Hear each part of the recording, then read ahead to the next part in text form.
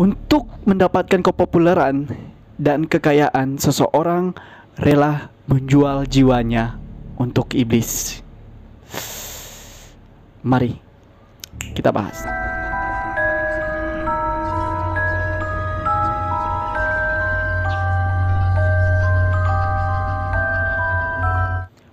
Robert Leroy Johnson, seorang laki-laki Amerika berkulit hitam. Robert, dia adalah seorang artis yang sangat terkenal di eranya. Selain suaranya yang sangat unik, dia juga cerdas di dalam menulis lagu. Jadi guys, semua lagu-lagu yang dia tulis itu hits, tidak ada yang nggak hits. Dan yang lebih ikonik atau yang lebih dikenal orang terhadap si Robert ini, yaitu kepiawaiannya. Ya benar, kepiawaiannya di dalam memainkan gitar.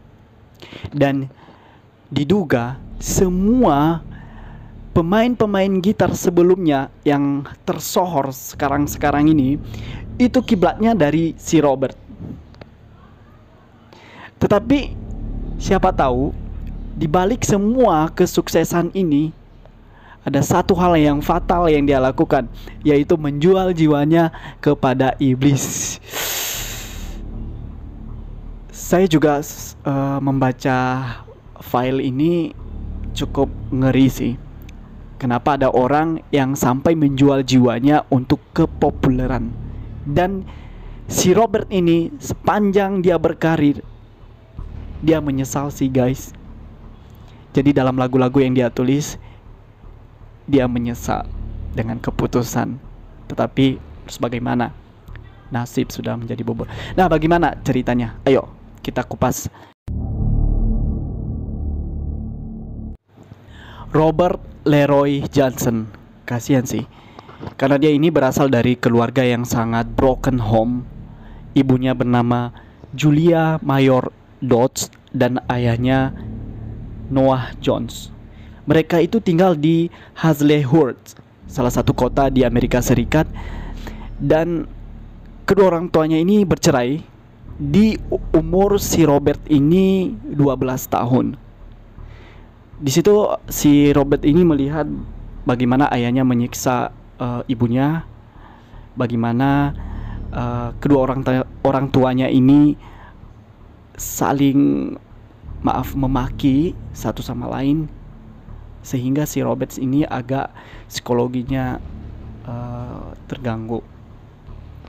Nah, suatu kali si ibunya menikah lagi dengan seorang pria yang juga lumayan banyak cuannya, karena si pria ini memiliki perkebunan. Namanya si Charles Dodds. Tetapi anehnya si Charles Dodds ini dibenci oleh warga setempat. Ini masih di lokasi si Hazlehurst ya. Jadi warga di tempat itu membenci si Charles Dodds ini karena memiliki kepribadian yang sangat buruk, sehingga mereka diusir dari Hazlehurst. Akhirnya keluarga si Robert ini pindah ke Mississippi guys.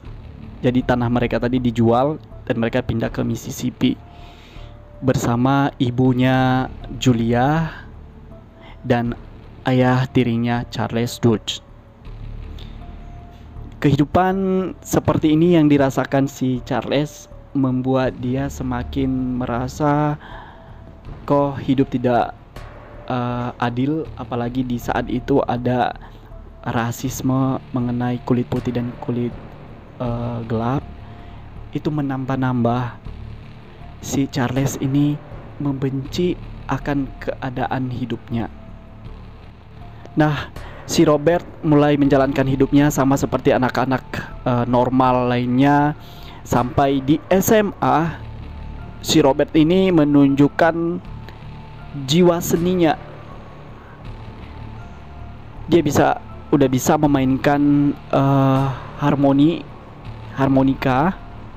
Tetapi anehnya si Robert ini tidak bisa memainkan gitar. Bahkan dia tidak bisa bernyanyi. Dia hanya bisa memainkan harmonika. Jadi dia itu masuk ke dalam grup seni di sekolahnya. Kalau sekarang kita sebut sanggar, tetapi dia hanya memainkan harmonika. Tetapi untuk kemampuan gitar atau alat musik lain dan bahkan suara, si Robert sama sekali tidak punya, guys. Setelah menyelesaikan bangku SMA, si Robert kembali ke kampung halamannya di Hazlehurst. Di sana dia bertemu lagi dengan ayahnya, walaupun ayahnya tidak memperlakukan dia sebaik mungkin, tetapi dia masih bersyukur ayahnya masih memberikan dia makan. Lalu si Robert ini memiliki keinginan untuk menjadi seorang pemusik yang sangat terkenal dan mau mengubah keadaan keluarganya. Dan dari sinilah mulai karirnya si Robert. Next, guys, di Hazlehurst si Robert ini menjadi musisi jalanan dan juga mengamen. Di sudut-sudut kota dia memainkan harmoni, dan juga di rumah-rumah dia memainkan harmoni, dan dia dikasih uang, guys, dan cukup lumayan untuk dia kumpulkan karena dia bercita-cita ingin menjadi musisi terkenal.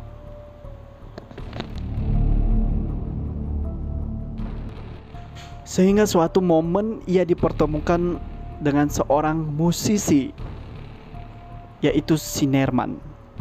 Sinerman ini menggandeng si Robert ini untuk bernyanyi di balai-balai kota atau di acara-acara kota, sehingga mulailah nama si Robert ini dikenal banyak orang. Tetapi itu tidak membuat dia tertarik, guys. Jadi goalnya ini adalah ia ingin menjadi seorang gitaris yang dikenal banyak orang, dan bahkan dia optimis bisa mengalahkan Sunhouse karena pada saat itu grup inilah yang terkenal. Si Robert dan Sinerman, mereka mulai konser dari panggung ke panggung, konser kecil-kecilan, ini masih di kota, dan tawaran mereka untuk konser banyak. Si Robert ini memainkan harmoni dan si Sinerman dia itu memainkan gitar. Dan Sinerman ini cukup hebat juga dalam memainkan gitar. Sehingga suatu kali si Robert ini celoteh nih. Dia bilang begini,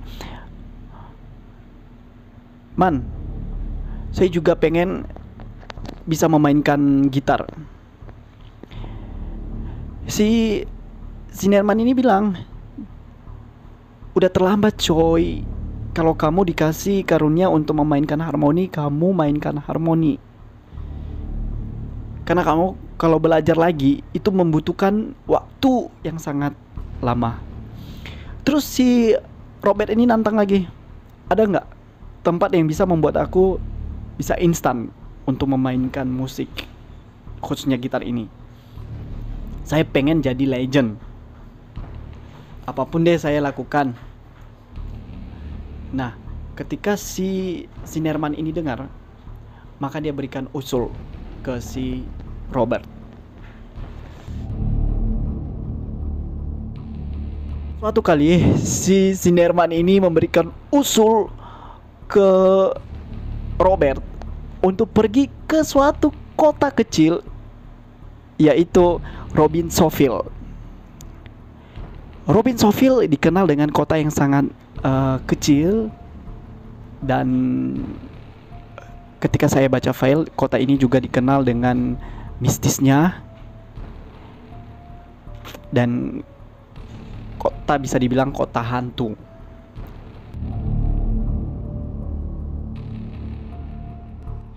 Mendengar itu, saya pikir si Robert ini menolak.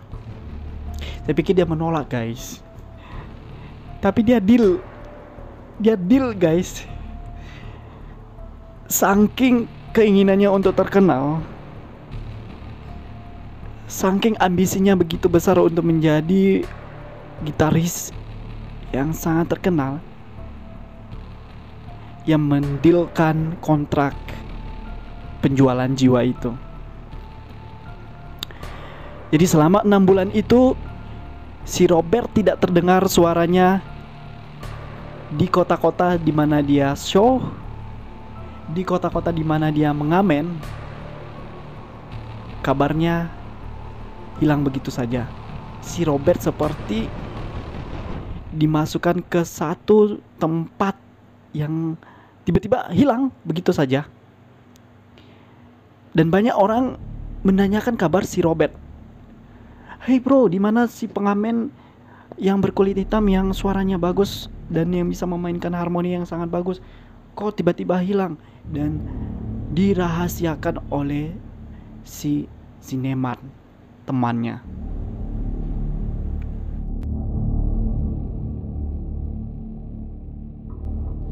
Setelah 6 bulan berlalu, muncullah si Robert. Kemunculannya tahu, dia mahir memainkan gitar, guys. Bahkan dia kalahkan Sunhouse pada saat itu hits. Dia kalahkan. Dan menurut wawancara grup Sunhouse ini, dia ditanya nih begini, bagaimana menurut si Robert dengan kepopulerannya, dengan kemahirannya, dengan keajaiban yang dia lakukan di atas panggung dengan memainkan gitar? Si Sunhouse berkata, tahu nggak guys apa? Kami pernah ditawarkan untuk itu, menjual keseluruhan dari hidup kami untuk mendapatkan kepopuleran. Mungkin si Robert sudah melakukannya. Si Sunhouse tahu guys kalau ini ada kaitannya dengan penjualan jiwa. Di suatu momen di mana terjadi insiden, si Robert ini tutup usia di umur 27 tahun. Umur 27 tahun ini sangat muda sekali guys. Apalagi di karir yang lagi meroketnya, dia tiba-tiba meninggal di umur 27 tahun. Dan di umur 27 tahun ini banyak artis juga meninggal, disebut dengan 27 Club. Artis-artis yang pernah menjual jiwanya kepada iblis meninggal di umur 27 tahun. Itu akan menjadi pembahasan kita. Nah, termasuklah si Robert ini. Si Robert, apapun sudah dia capai, karir seperti yang dia impikan, tercatat namanya sebagai legend sudah, harta sudah, wanita gonta-ganti sudah, apapun sudah dia dapatkan. Tetapi dia harus di umur yang sangat muda harus meninggal. Jadi begini guys, setiap artis yang menjual jiwanya kepada iblis harus menerima konsekuensi, yaitu meninggal di usia muda. So guys, menurut kamu ini kematian yang wajar atau benar-benar karena menjual jiwanya kepada iblis? Saya minta komentar teman-teman di bawah kolom komentar. Dan selanjutnya kita akan membahas tentang 27 Club, di mana beberapa artis yang menjual jiwanya kepada iblis dan mati di umur 27 tahun, seperti si Robert ini juga.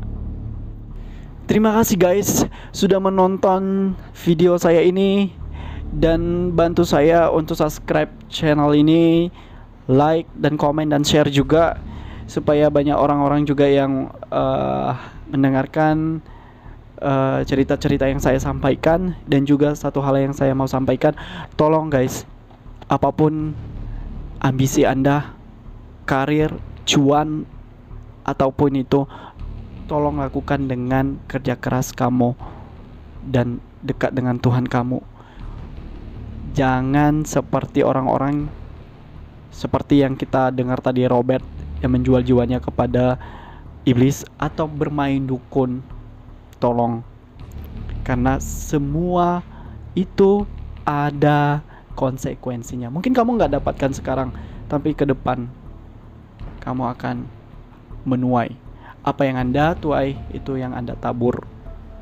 So guys, pantengin lagi video-video saya selanjutnya. Terima kasih.